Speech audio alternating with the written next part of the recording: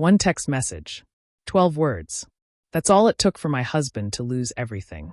Booked 3 weeks in Barcelona with Amanda. My college sweetheart. Don't worry, love. Just need this. He thought I'd cry. Beg. Fall apart.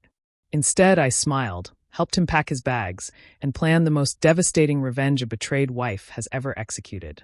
By the time his plane landed in Spain, I'd already frozen his credit cards. By the time he came home, he'd lost millions. My name is on the deed to everything now, and he's the one sleeping in a small apartment downtown. Want to know how I did it without raising my voice even once? Stay with me, because this story is about to teach you exactly how powerful silence can be when you know your worth. But first, let me take you back to the beginning. Welcome to Reality Stories Hub. While you are here, please hit the subscribe button and comment your view on the story and where you're watching from. You know that moment when your whole world shifts? Not breaks, not shatters, but shifts into something you didn't recognize? That's what happened to me on a Wednesday afternoon in downtown Chicago. I was sitting in my office on the 42nd floor, looking over architectural plans for a new children's hospital. I'm a senior architect, and this project was my baby. 3 years of work, fighting for every detail, making sure those kids would have windows that let in real sunlight, spaces that didn't feel cold and scary. This was the kind of work that made all those sleepless nights in graduate school worth it. My phone buzzed on my desk. A text from Daniel, my husband of 6 years. The man I'd met at a charity gala when I was just starting to make a name for myself. The tech mogul who'd built an empire in software development, who drove a different luxury car every week, who'd promised me the world. I picked up my phone, expecting something normal. Maybe asking what I wanted for dinner. Maybe saying he'd pick up our daughters from school.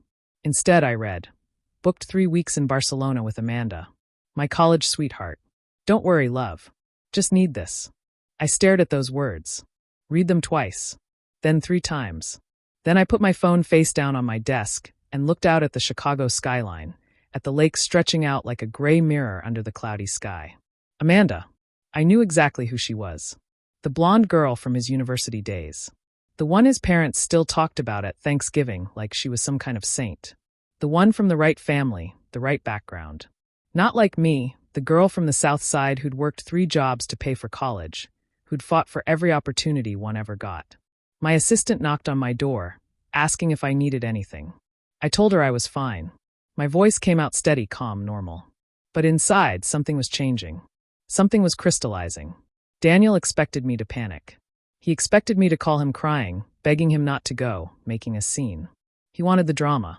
He wanted me to play the part of the desperate wife, so he could feel justified in whatever he'd already decided to do. I wasn't going to give him that. I gathered my things, told my team I had a family emergency, and drove home to our house in Lincoln Park. You know the kind of house I mean. The kind with the perfectly restored brick facade. The kind that gets featured in architecture magazines. The kind that screams successful couple. I walked through our front door, past the photos of our daughters, past the expensive furniture Daniel had insisted on, past all the markers of our supposedly perfect life. I went upstairs, changed out of my work clothes, and started making dinner. When Daniel came home that evening, I was in the kitchen. Music was playing softly. The table was set. His favorite meal was in the oven. He walked in, loosened his tie, and stared at me. I could see the confusion on his face. This wasn't what he'd expected. "Did you get my message?" he asked carefully. I smiled at him. A real smile, because it came from something deeper than happiness. It came from clarity. "Yes, honey," I said. "I hope you have an amazing trip. You've been working so hard. You deserve a break." I watched his face. The confusion deepened. He'd written a script in his head, and I wasn't following it. He'd expected tears, shouting, maybe even thrown dishes. Instead, I was asking him how his meeting went that afternoon. That night, I lay awake next to him while he slept peacefully. He was probably dreaming about Barcelona, about Amanda, about whatever fantasy he'd built in his mind. But I wasn't thinking about any of that. I was thinking about my next move. See, there's a difference between revenge and strategy. Revenge is hot, messy, emotional. It feels good in the moment, but leaves you empty later. Strategy is cold, calculated, and devastatingly effective. It's about playing the long game. By the time the sun came up, I knew exactly what I needed to do. The next morning, I called my best friend from college, Lisa. Her brother ran a private investigation firm that specialized in these kinds of cases. I didn't want to believe what my gut was telling me, but I needed to know the truth. Within 2 days, I had a folder on my desk that made my hands shake. This wasn't a spontaneous trip with an old girlfriend. This was a pattern. Amanda had been in the picture for 18 months. 18 months of business trips that weren't business. 18 months of the downtown condo he told me was an investment property, but was actually their secret place. 18 months of jewelry purchases I never saw. Restaurant reservations for 2 while I was home with our daughters, thinking he was working late on some big deal. The photographs were the worst part. Daniel and Amanda at dinner, his hand covering hers. Daniel and Amanda walking into that condo building, his arm around her shoulders. Daniel and Amanda shopping together, him buying her a necklace that looked exactly like the one he said was too expensive for my birthday. I spread those photos across my desk and felt something settle deep in my chest. Not heartbreak. Not anymore. This was confirmation. I'd been making excuses for months. The late nights.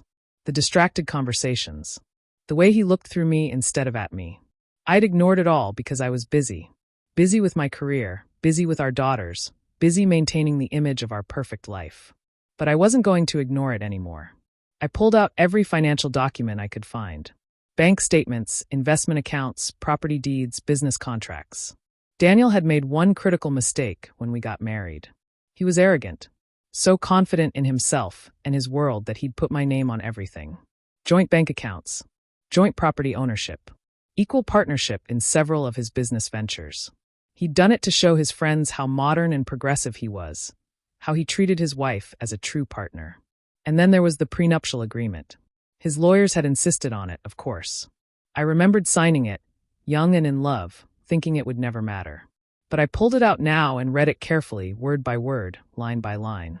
And there it was, buried in the legal language. An infidelity clause. If either party engaged in an extramarital affair, the prenup became void. Everything would default to standard divorce laws, which meant equal division of assets, or better, depending on the circumstances. Daniel had forgotten about that clause. Or maybe he thought he'd never get caught. Or maybe, most likely, he never thought I'd have the courage to use it against him. He'd underestimated me. It wouldn't be the first time someone had done that in my life, but it would definitely be the most expensive mistake he'd ever make. I called Rebecca Martinez, the most feared divorce attorney in Chicago. She had a reputation for being ruthless in court and brilliant in negotiations. She didn't take just any case. You had to have a real shot at winning for her to even consider representing you. When I walked into her downtown office with my evidence folder, she actually smiled. "This is the best documented case I've seen in my entire career," she told me, flipping through the photos and bank statements. "He basically did all the work for us. This is going to be easier than I thought." We spent 4 hours going over every detail. Every piece of evidence. Every asset. Every account.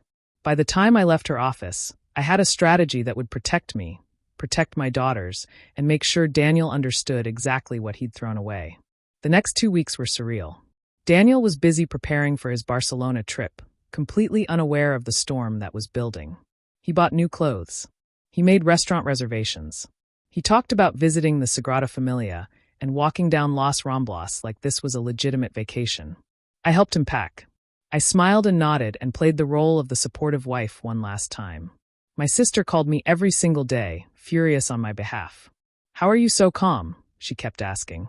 I would have burned his clothes by now. I wasn't calm. I was focused. There's a difference. The morning he left for Barcelona, he kissed me goodbye at the door. He told our daughters he'd bring them back Spanish chocolates from his business trip. The lie came out so easily, so smoothly. It was almost impressive in its casualness. I watched his car disappear down our street. Then I went inside, poured myself a cup of coffee, and called Rebecca. "He's gone," I said. "Perfect," she replied. "Let's begin."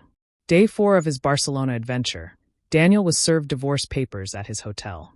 Not by just anyone, but by a Spanish attorney that Rebecca had contracted specifically for this purpose. The attorney walked right into the hotel restaurant where Daniel was having breakfast with Amanda and handed him the papers in front of everyone. Rebecca had connections everywhere. She knew exactly how to make a statement. Daniel called me 23 times that day. I didn't answer once. Instead, Rebecca released a carefully worded statement through her office. Nothing dramatic. Nothing emotional.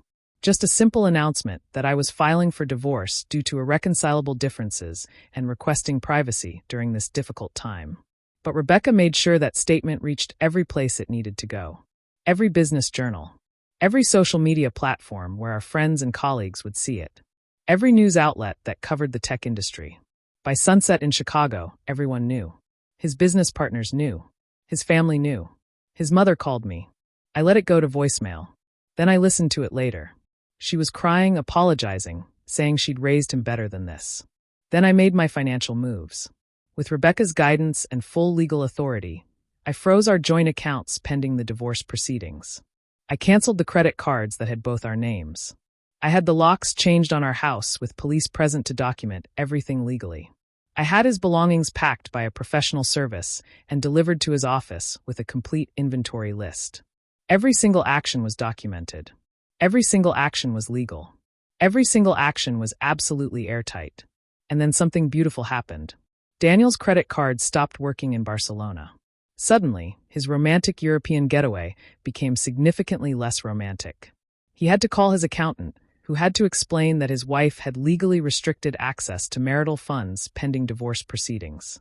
Amanda, I heard later through my investigator, was not happy about this development. Apparently, dating a tech mogul loses its appeal when he can't pay for dinner.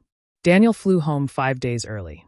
Amanda stayed in Barcelona, probably trying to figure out her next move. Daniel showed up at our house and couldn't get in. The locks had been changed. His key didn't work. He called me from the driveway.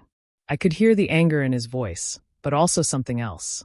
Something I'd never heard before. Fear. "We need to talk," he said. "No," I replied calmly. "Our lawyers need to talk. I have nothing to say to you." He tried going to his parents' house.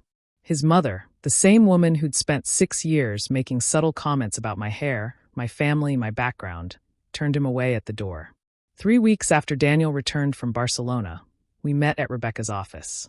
It was the first time I'd seen him face to face since he'd left, and he looked terrible. Exhausted. Defeated.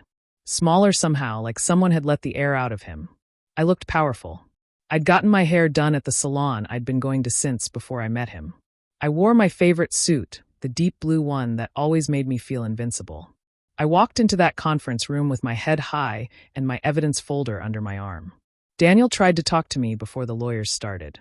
We were standing in the hallway outside the conference room, and he moved closer to me. "I never thought you'd actually do this," he said quietly. Like that was supposed to mean something. Like his disbelief in my strength was somehow an excuse for what he'd done. "Amanda doesn't mean anything," he continued, his voice getting desperate. "It was just physical. A mistake. You're my wife. You're the mother of my children. We can work through this." I looked at him for a long moment. Really looked at him.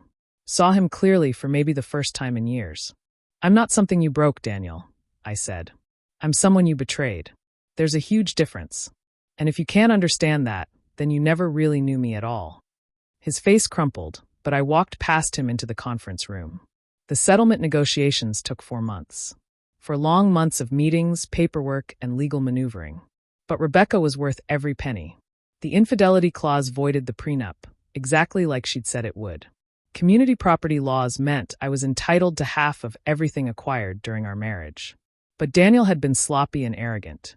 He'd used marital funds for his affair. He'd bought that condo with money from our joint investments. He'd taken Amanda on trips charged to business accounts that I was a partner in.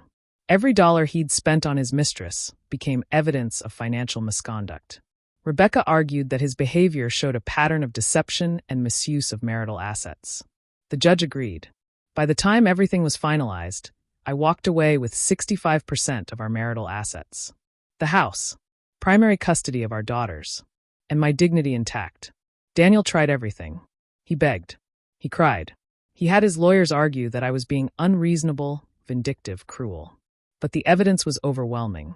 Photos, receipts, bank statements, testimony from hotel staff and restaurant servers, credit card bills showing jewelry purchases I'd never received. He'd been so confident he'd never get caught that he hadn't even tried to hide it well. His arrogance became his downfall. The day the divorce was finalized, I remember it was raining. A heavy Chicago rain that drummed against the courthouse windows. I thought it was appropriate somehow. The end of something should be marked by weather, by nature acknowledging the change.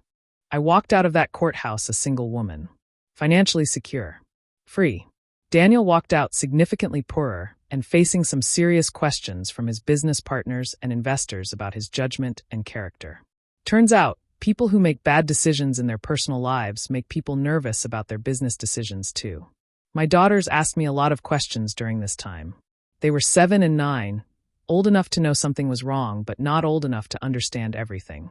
I sat them down one evening in our living room and told them the truth in a way they could understand. Sometimes adults make mistakes, I said, holding both their hands. Your dad made some choices that hurt our family. That hurt me. And because of that, we're not going to live together anymore. But he's still your dad, and he still loves you, and you'll still see him regularly. Nothing about his love for you has changed. Did he stop loving you? My youngest asked, her eyes wide. I thought about that question carefully. I think he forgot how to show love the right way, I finally said. But the important thing is that you two are loved. By me, by him, by your grandparents. You're surrounded by love. They went to therapy, a child psychologist who specialized in helping kids navigate divorce. They cried sometimes. They got angry sometimes.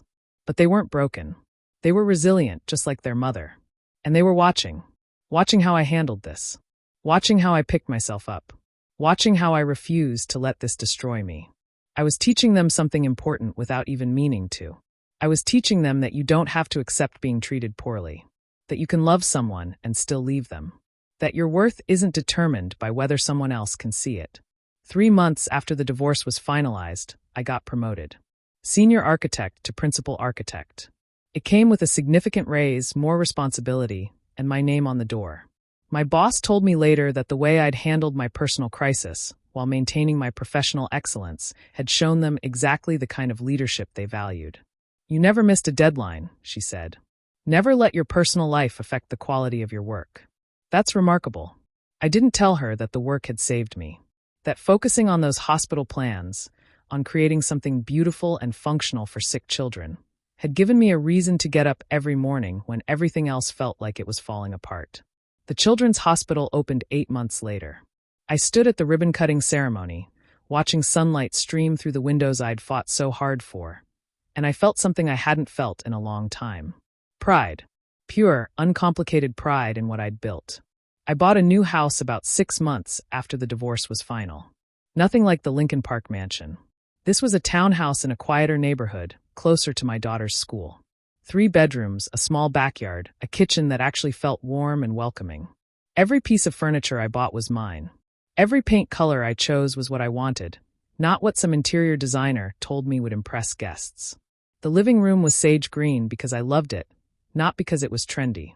The kitchen had open shelves because they made me happy, not because they photographed well. There were no ghosts in this house. No memories of betrayal. No corners where I'd see Daniel's face or remember some fight we'd had. This was just space for new beginnings. My daughters adjusted better than I'd expected. Kids are resilient in ways that constantly surprise you. They decorated their rooms exactly how they wanted them. My youngest chose purple walls with glow-in-the-dark stars on the ceiling. My oldest wanted a reading nook by her window with fairy lights. Daniel saw them every other weekend and one evening a week. The custody schedule was clear, and he mostly stuck to it. He was trying, I'll give him that. Being a part-time father was harder than he'd expected. Turns out, being the fun parent is easy when you're not dealing with homework battles and bedtime routines. I started doing things I hadn't done in years. I joined a book club with women from my office. I took a pottery class on Thursday evenings. I went to art museums on Sunday afternoons, wandering through galleries without having to rush home for anything. I learned how to be alone without being lonely. That was the hardest part, honestly. I'd gone from my parents' house to college roommates to Daniel. I'd never really lived alone, never really had to figure out who I was when no one else was watching. Turns out, I liked the woman I was on my own. She was stronger than I'd realized. Funnier. More creative. Less worried about what other people thought. I started dating again after about 9 months. Nothing serious at first. Coffee dates. Dinner with colleagues who asked me out. A few second dates that went nowhere. I was rusty at this, and I was also much more careful now. Much more aware of red flags. I met a teacher named James at my daughter's school event. He was kind, patient, genuinely interested in what I had to say. We went out for coffee, then dinner, then a movie. He met my daughters after 3 months, and they liked him. No pressure, no rushing, just taking things slow. I'm not sure where it's going, and that's okay. I'm not in a hurry. I don't need someone to complete me. I learned the hard way that I was already whole. Daniel didn't break me. He just revealed his own character. My mother called me one Sunday morning, about a year after the divorce. She'd been worried about me, checking in constantly, offering to come stay with me, to help with the girls. "You sound happy," she said, and I could hear the surprise in her voice. "I am," I told her, and I realized it was true. "I'm actually happy, Mom. Not pretending. Not putting on a brave face. Actually happy." "I'm proud of you," she said, her voice thick with emotion. "I know this year has been hard, but you handled it with so much grace. So much strength." I thought about that word. Grace. People kept using it to describe how I'd handled the divorce. But grace made it sound easy, elegant, effortless. It hadn't been any of those things. It had been hard. It had been calculated. It had required every ounce of strength I had. But I understood what they meant. I hadn't fallen apart. I hadn't become bitter. I hadn't let Daniel's betrayal turn me into someone I didn't recognize. I ran into Amanda once, about 14 months after everything happened. It was at a restaurant downtown. I was there for a work dinner with clients, and she was at the bar with friends. Our eyes met across the room. She looked away quickly, her face flushing red. I felt nothing. No anger. No satisfaction. Just nothing. She was just another person in a restaurant now. She didn't have power over me anymore. Daniel tried to reach out several times that first year. Texts asking how I was doing. Emails about things beyond just the kids. A flower delivery on my birthday with a card that said, "I'm sorry," in his handwriting. I donated the flowers to a nursing home. I never responded to the texts or emails unless they were specifically about our daughter's schedule or needs. I'd said everything I needed to say to him in that hallway outside Rebecca's office. There was nothing left to discuss. His mother reached out too. She invited me to lunch about 8 months after the divorce. I almost said no, but curiosity got the better of me. We met at a quiet cafe near the lake. She looked older, more tired. She ordered tea and didn't touch it. "I owe you an apology," she said without preamble. "I spent years making you feel like you weren't good enough for my son. Making subtle comments about your family, your background. I was wrong. You were always too good for him. I just couldn't see it." I sat there, surprised. This was the last thing I'd expected to hear from her. "I raised him to be better than this," she continued, her voice breaking. "His father and we gave him everything. Maybe that was the problem. We never taught him to value what he had. To see people as more than just accessories to his lifestyle. That's not your fault," I said quietly. "Daniel made his own choices. We all do." She reached across the table and squeezed my hand. "Thank you for still letting me see my granddaughters. You didn't have to do that.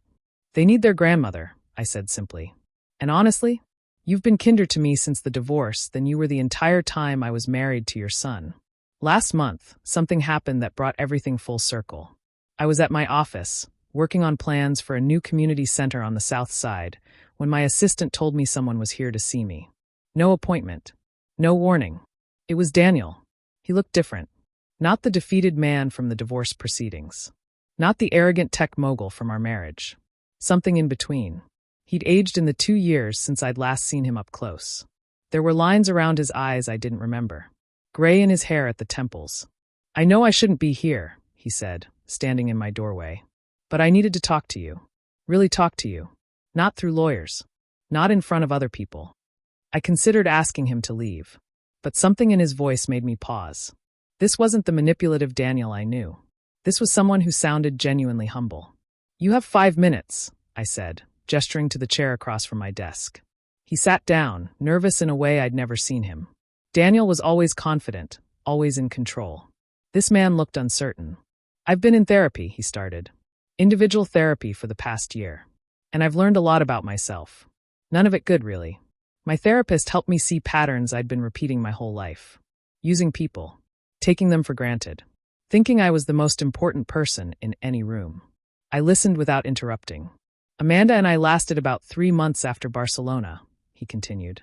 "Turns out, when you don't have money and status to hide behind, there's not much substance there. She was with me for the lifestyle. I was with her because I could be. Because it made me feel powerful to have options. It had nothing to do with love. Nothing to do with anything real. Why are you telling me this? I asked. Because I need you to know that I understand now. I understand what I threw away. You were real. What we had, at least in the beginning, was real. And I destroyed it because I was selfish and arrogant, and I thought I could have everything without consequences. He leaned forward, his hands clasped between his knees. I'm not here to ask you to take me back. I know that ship has sailed. I know I burned that bridge completely. I'm here to apologize. Really apologize. Not the half-hearted, I'm sorry I gave you before. A real apology. I'm sorry for betraying you, he said, his voice steady. I'm sorry for disrespecting you. I'm sorry for all those comments I ignored from my family, all those times I should have stood up for you and didn't. I'm sorry for making you feel like you weren't enough when the truth was I was never enough for you. You deserved so much better than what I gave you. I sat back in my chair and looked at him. Really looked at him. 2 years ago, this apology might have meant something. It might have made me cry or feel validated or satisfied. Now it was just words. Important words, maybe. But just words. I appreciate you saying that, I said carefully. I do. But Daniel, I need you to understand something. I don't need your apology to move forward. I already have. I'm not waiting for closure from you because I found my own closure. His face fell slightly, but he nodded. That text message you sent me, I continued, the one about Barcelona. You thought you were showing me who was in control. You thought I'd just accept whatever you decided because I'd be too afraid to lose you. But you know what? You gave me a gift that day. He looked confused. A gift? You showed me exactly who you were. You gave me clarity. You handed me the key to my own freedom. And yes, the next year was hard. Really hard. But it was also the year I found myself again. The year I remembered that I was strong and capable and complete all on my own. I stood up, signaling that this conversation was ending. I hope therapy helps you, Daniel. I really do. Not for my sake, but for our daughter's sake. They deserve a father who's done the work to be better. And maybe for your own sake, too. Everyone deserves to be happy, even you. He stood up, too, looking like he wanted to say more but didn't know what. One more thing, I said as he turned to leave. That text message you sent. Don't be jealous. You were so confident I'd just accept whatever you did. You forgot something important about me. I was successful before I met you. I was accomplished before I met you. I was enough before I met you. And I'm still enough now. The difference is that now I truly believe it. He left my office without another word. I watched him walk past my assistant, through the glass doors, and disappear into the elevator. Then I sat back down at my desk and looked out at the Chicago skyline. The same view I'd had that day I got his text. But everything was different now. I pulled up the photos on my phone. My daughters at their school play last week, beaming in their costumes. The new community center design that would bring resources to the neighborhood where I grew up. A picture from book club, me laughing with women who'd become genuine friends. A selfie James had taken of us at the museum last weekend, both of us making silly faces. This was my life now. Not perfect. Not a fairy tale. But mine. Completely mine. Here's what I want you to understand. What I wish I could tell every woman who's been made to feel small or disposable or not enough. When someone shows you who they are, believe them. When someone treats you like you're replaceable, replace them first. When someone bets against you, prove them wrong not with anger or tears, but with quiet strength and unwavering belief in your own worth. That text message cost Daniel everything. Not because I was vindictive, but because I knew my value. And when he tried to diminish it, I showed him exactly what he was losing. The best revenge isn't revenge at all. It's building a life so beautiful, so authentic, so genuinely happy that you forget why you ever wanted revenge in the first place. I did that. And if I can do it, so can you. Remember, never let anyone dim your light. You were enough all along.